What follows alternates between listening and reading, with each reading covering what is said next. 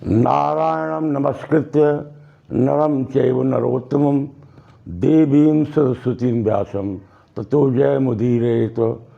कृष्णाय वासुदेवाय हरे परमात्मने प्रणतकेशनाशाय गोविंदाय नमो नमः। हरि शरणम नारायण नारायण। आज के पहले तक हम आप लोगों को 8 ज्योतिर्लिंग की तरफ संकेत कर चुके हैं और उससे संबंधित अपनी बुद्धि और विवेक के अनुसार कथा भी बता चुके हैं।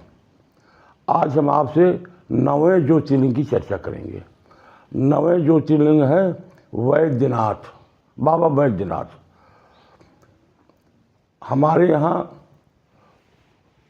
वैद्यनाथ के नाम पर 2 ज्योतिर्लिंग हैं। वैद्यनाथम चिताभूमो और दूसरे हैं परल्याम वैद्यनाथम। दोनों ज्योतिर्लिंग के बारे में हम आपसे चर्चा करेंगे।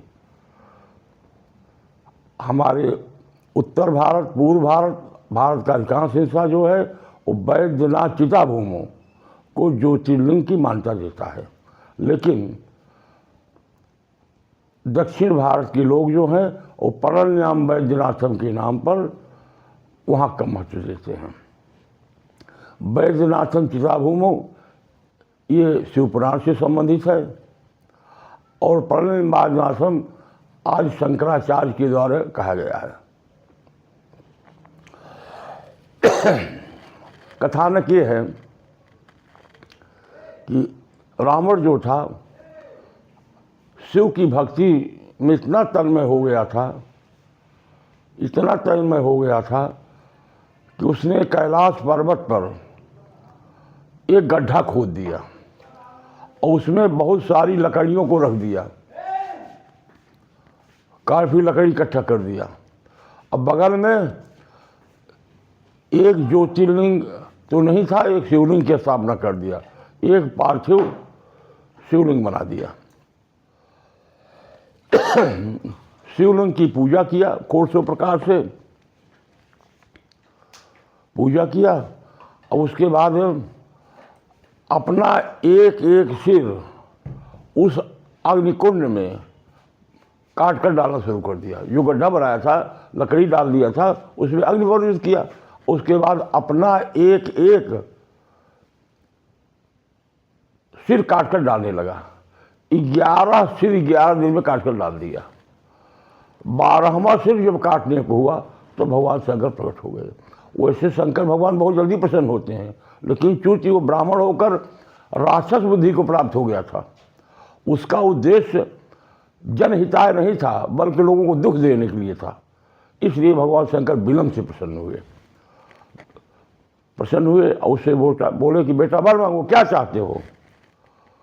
तो उसने कहा कि महाराज मैं सारे वर तो ब्रह्मा से प्राप्त कर चुका हूँ, यही आपकी पूजा करने के लिए मैं चाहता हूँ कि आप कैलाश छोड़कर लंका में चलें और आपको मैं लंका ले चलूँगा। आप लिंग रूप में हो जाइए और हम आपको ले चलेंगे। कहें ठीक है, तुम्हारी बात तो काट नहीं सकते, लेकिन शर्त ये है कि अगर मेरे लिंग को रास्ते में कहीं विश्राम दे दिया तो फिर वहीं स्थापित होऊंगा, पहले लंका में नहीं जाऊंगा। कहें चलें, कोई बात नहीं, मैं रावण हूँ, लेकर चलूंगा आपको।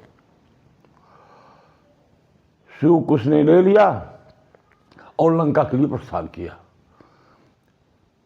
आपके बिहार प्रांत पहले था, अब झारखंड हो गया है। झारखंड के जसीडीह स्टेशन के पास में चिताभूमि नाम का स्थान है, चिताभूमि का स्थान है।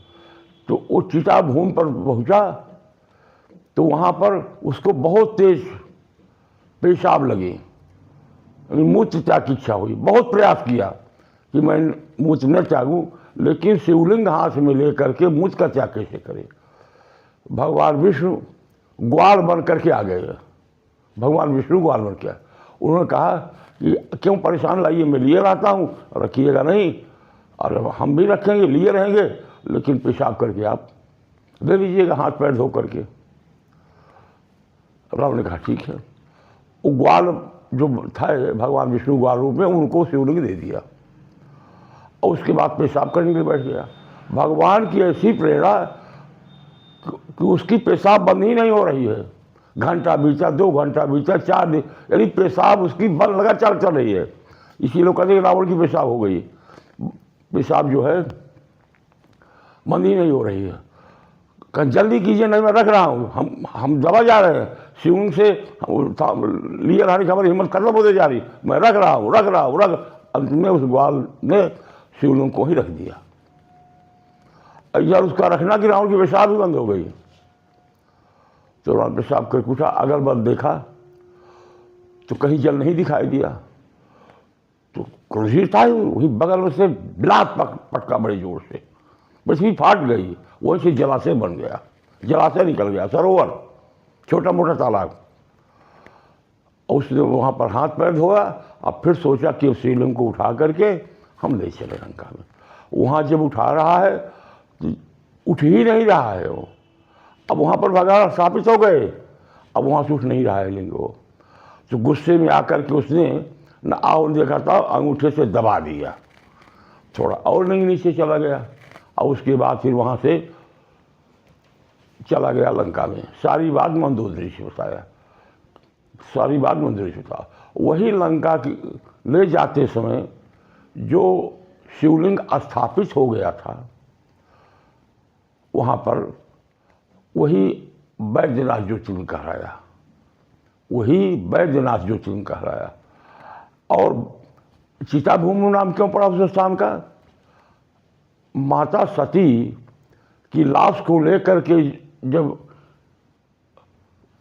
शंकर भगवान नृत्य कर रहे थे, उसको लेकर टहरे पागल की तरह, तो भगवान विष्णु ने अपने चक्र से शव के कई खंड कर दिए थे, विच्छेद कर दिया था।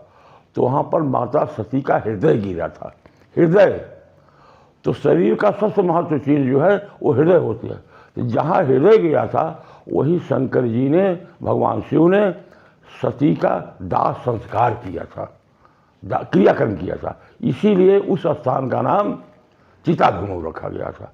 और वहीं पर बगल में क्या कहते हैं, शिव भी स्थापित हो गए। वर्तमान में आप देखें तो एक जसीडीह रेलवे स्टेशन है, जसीडीह रेलवे स्टेशन से मात्र 5 किलोमीटर की दूरी पर चिताभूमि है, यानी वहाँ पर बाबा बैद्यनाथ स्थापित हैं। और प्रतीक के तौर पर सती माता जय दुर्गा के नाम से प्रसिद्ध है, और जय दुर्गा का अलग से मंदिर है, और बैद्यनाथ ज्योतिर्लिंग का अलग से मंदिर है। और दोनों मंदिर एक धागे के द्वारा जोड़ा गया है, जो उनके पति पत्नी होने का प्रतीक है। जो उनके आज भी वह ज्योतिर्लिंग थोड़ा ऊपर अंगूठे से दबा हुआ लगता है, या किसी ने दबाया है, कुछ पिचका टाइप का है। लोग वहाँ जाते हैं और बाबा बैद्यनाथ का दर्शन करते हैं। और उस शिवलिंग को सबसे पहले एक बैजू नाम के भील ने देखा था। भील एक जनजाति है, भील ने देखा था, इसीलिए उस बैजू की वजह से उसको लोग बैजनाथ भी कहते हैं।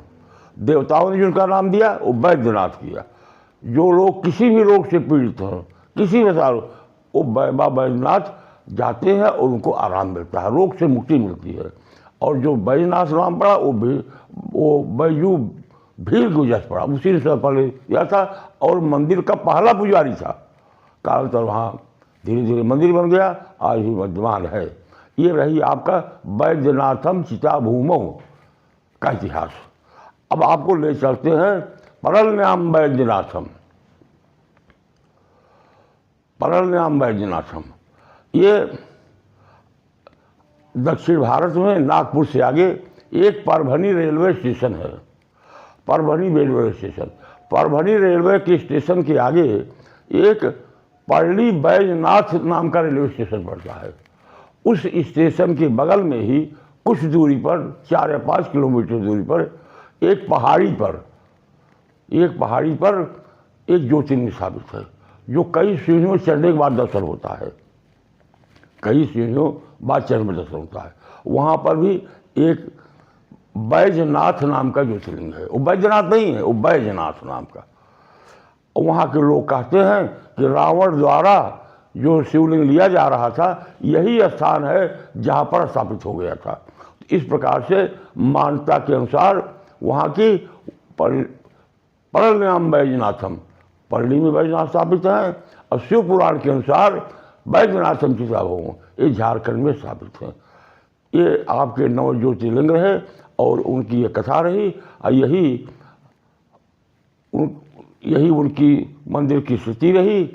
आज भी बाबा बैजनाथ विद्यमान है। आपको चाहिए कि बाबा बैजनाथ जरूर जाएं। वास्तविक ज्योतिर्लिंग बाबा बैजनाथ ही है जो चिताभूमि में है, लेकिन किंवदंती के अनुसार एक ज्योतिर्लिंग की मान्यता परली बैजनाथ में भी है।